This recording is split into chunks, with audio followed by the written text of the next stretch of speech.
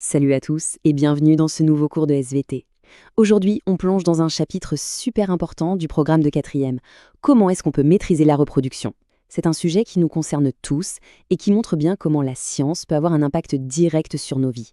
Notre mission du jour, tout comprendre sur le sujet. La grande question qui va nous servir de fil rouge, c'est donc celle-ci. Comment peut-on maîtriser la reproduction? Alors attention, ça veut dire deux choses. D'un côté, comment on peut choisir d'avoir un enfant ou pas. Et de l'autre, comment la médecine peut filer un coup de main quand c'est un peu plus compliqué que prévu. On va explorer tout ça ensemble. Pour répondre à notre question, voilà le plan d'attaque. On va commencer par voir ce que ça veut dire maîtriser la reproduction.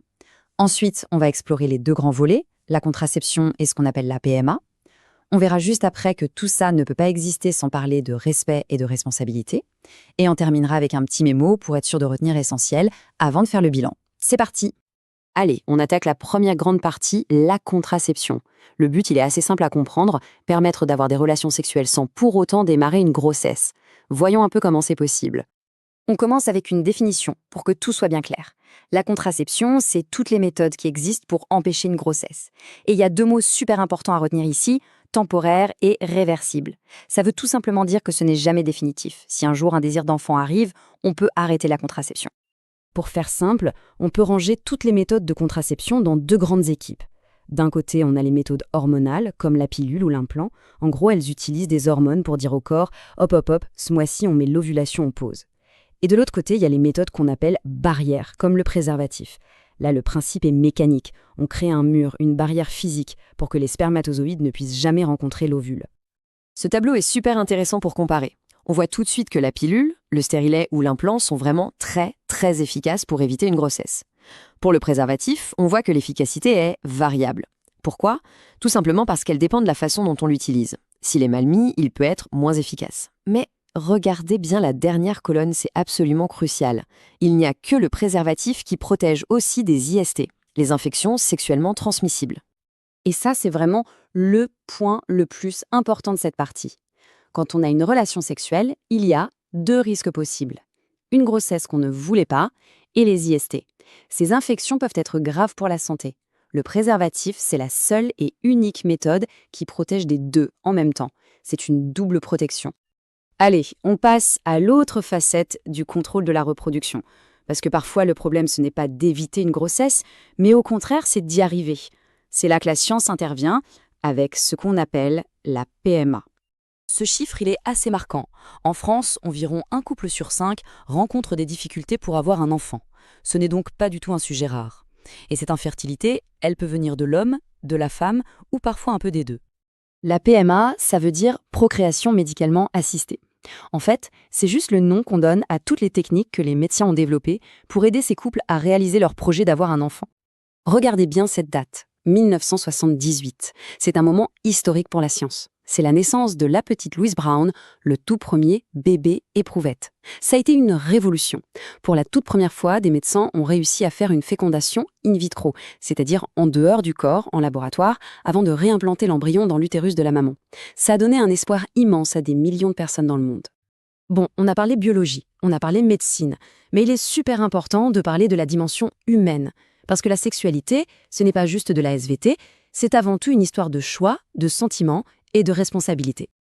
Cette phrase, elle résume tout. Chaque mot est important. Choix, désir réciproque, respect. Tout ça, ça repose sur une notion fondamentale, le consentement. Ça veut dire qu'une relation sexuelle doit être voulue, désirée et acceptée librement par les deux personnes. Personne n'a le droit de forcer ou d'être forcé. Jamais. Du coup, on peut dire qu'une sexualité responsable repose sur 3 piliers qui ne peuvent pas être séparés.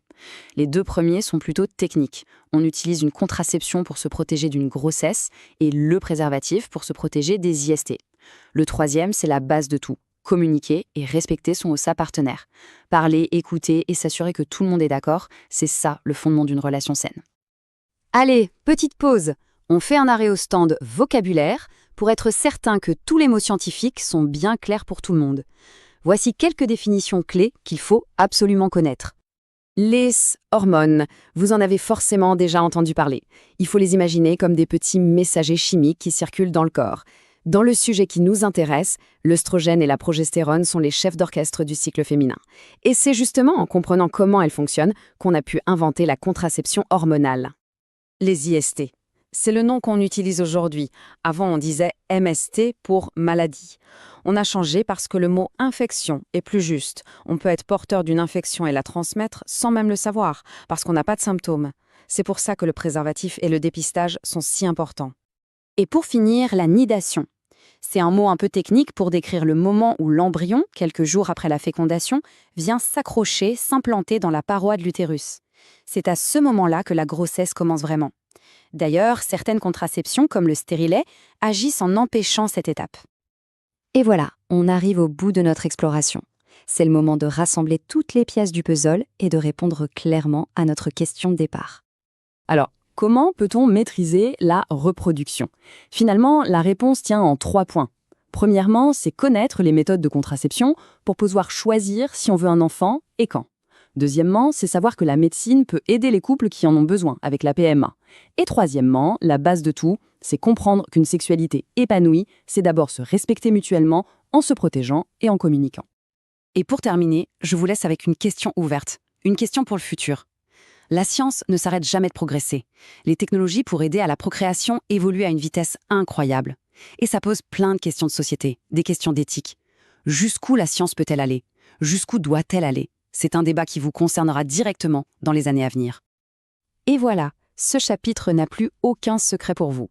J'espère que ce cours vous a aidé à y voir plus clair sur ce sujet super important. Si c'est le cas, n'hésitez pas à mettre un petit pouce bleu pour nous encourager et surtout, abonnez-vous pour ne rater aucun des prochains cours de SVT. Je vous dis à très bientôt!